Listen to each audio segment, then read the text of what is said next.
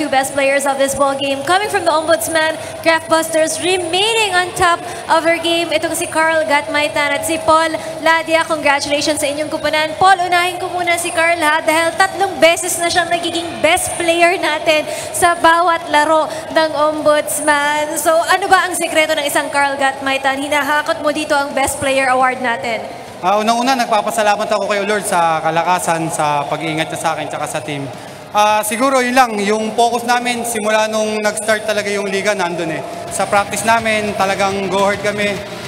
Talaga siguro yun, hindi namin iniisip na number 1 kami.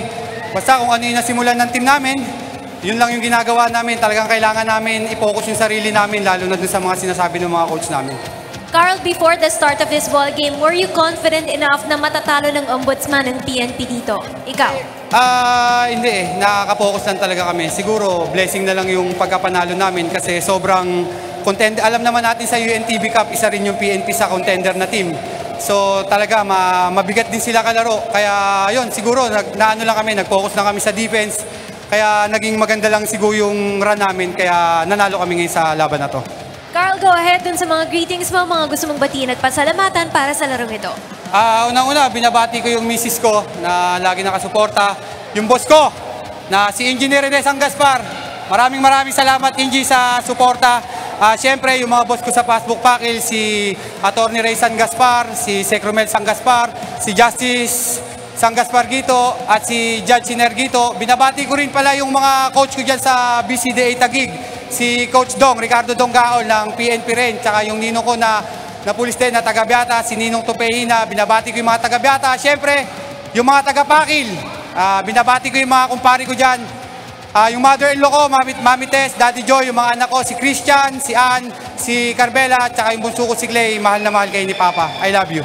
Maraming salamat sa iyo, Carl. Dito naman tayo kay Paul Ladia. Paul, you were a younger lineup compared to the veteran lineup of the PNP. Pero paano nyo dito nautakan ang kupunan ng PNP responders? Hindi ko rin alam eh. Ang malas namin noong una, swinerte nung second half. Siguro, nagsalita si boss eh, na boost yung kumpiyansa namin.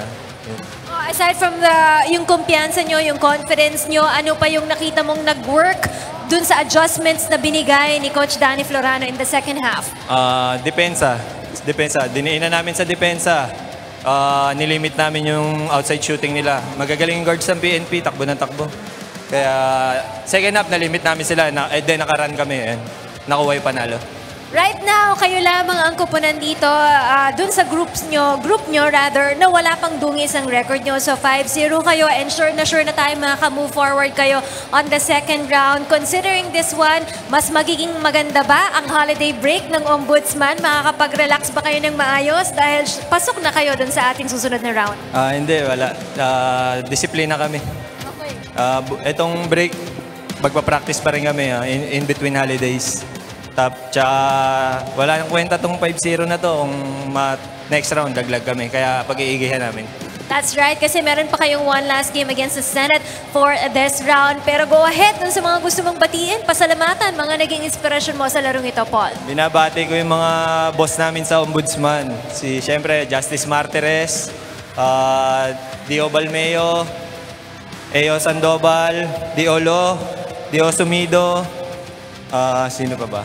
Tsaka yung mga sponsors namin, sila Ma'am Guy, Derek Camba, Derek Cañares, Derek Evaristo, si Derek May, tsaka pamilya ko, asawa ko, 2 anak ko, nanay at tatay ko, lagi nanonood.